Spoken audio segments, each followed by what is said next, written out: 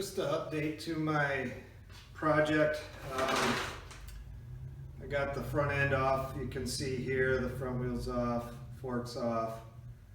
And inspecting the bearings in this bicycle, I found they're much higher quality and better shape than the bearings in the other bike that I had. So I went ahead and took the race off that I had previous put on, and took the race off of the green fork and put on here, so that I'm not mixing and matching bearings and races. That's never good to do.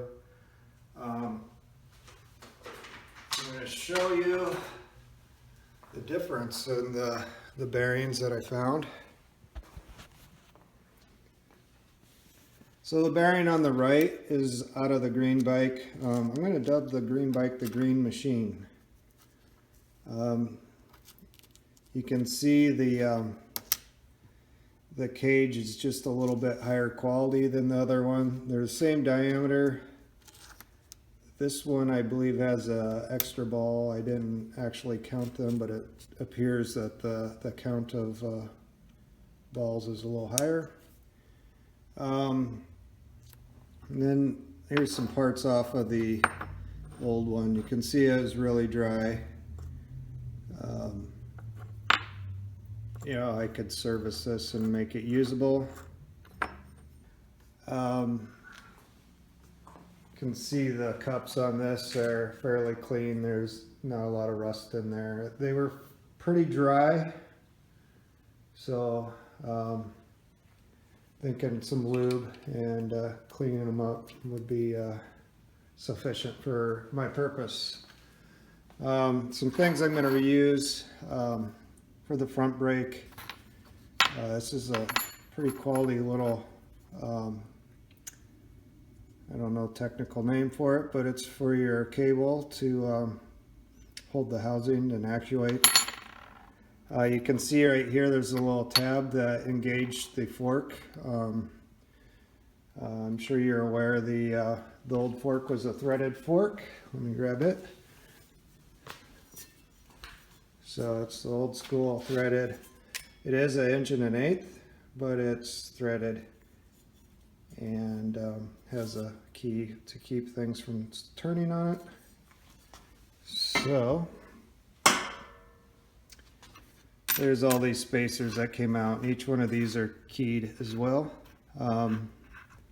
My plan with these is to get my Dremel out and clean that off, make it so it fits a 1 1/8 inch steer tube. Shouldn't take long for those. The other issue I came across,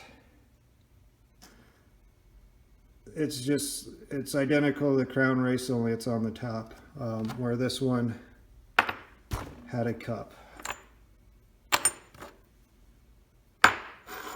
And the engagement of the bearings was on the outside. This new design, the engagement is on the inner balls, and the cup that is pressed into the frame has the engagement of the outside of the balls, you can see here. So it's a little different design. I can't mix and match. If I wouldn't want to do that even if I could. So these are old things I do not need. One thing that I am going to try to do, I'm going to try taking these threads out, because a threaded steer tube is great for its purpose, but this is 1 1/8 inch, and if I come down here, get real close, you can see this will not fit. If I threaded it, it would thread all the way down and be fine, but I'm not going to do that.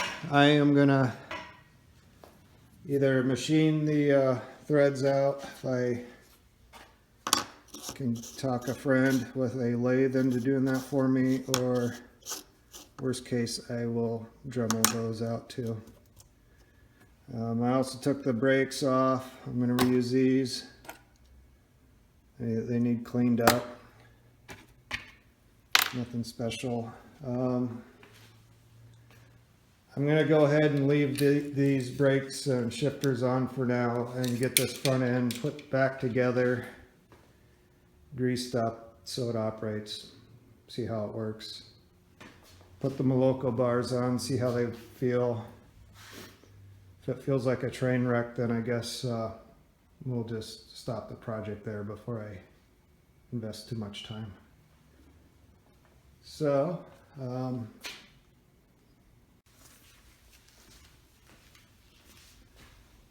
hello, got some progress on the green machine, and I am going to walk you through what happened while I had the camera off.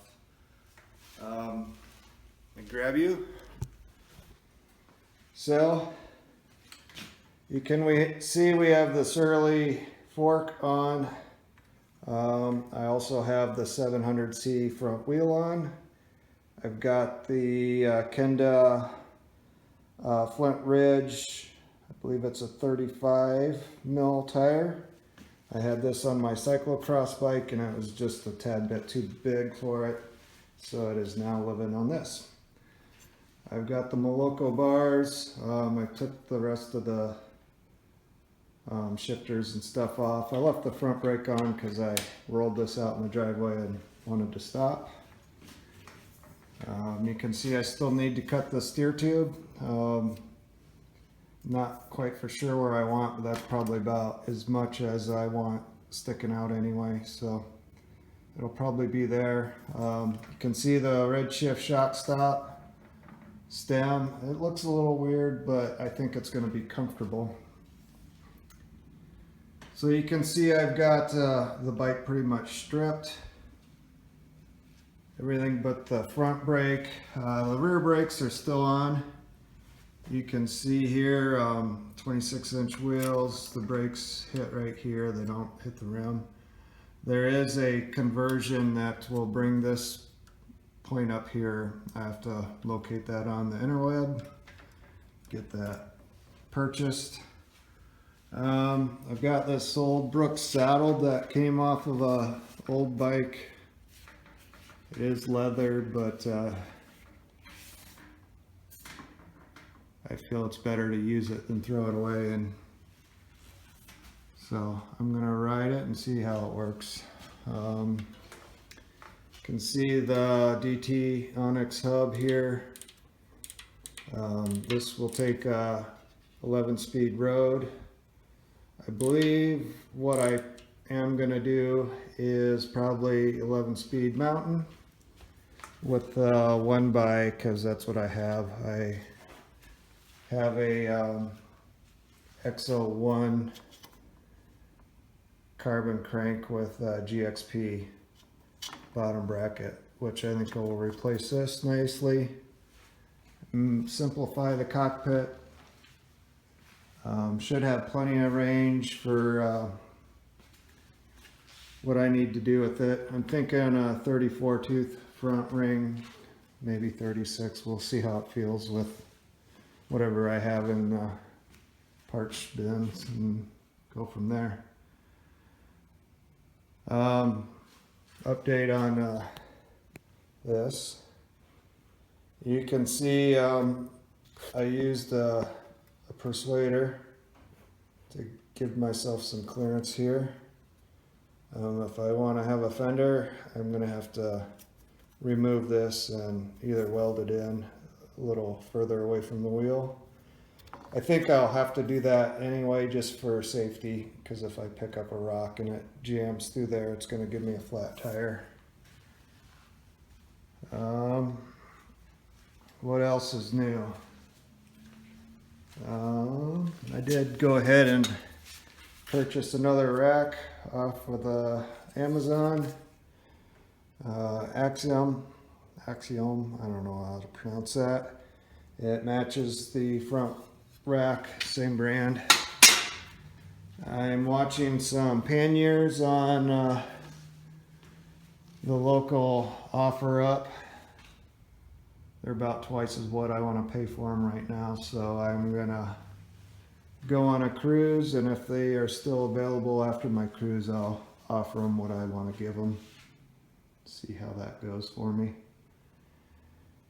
But I think probably by, I don't know, probably mid-March I'll be riding this thing. It should be a good coffee bike.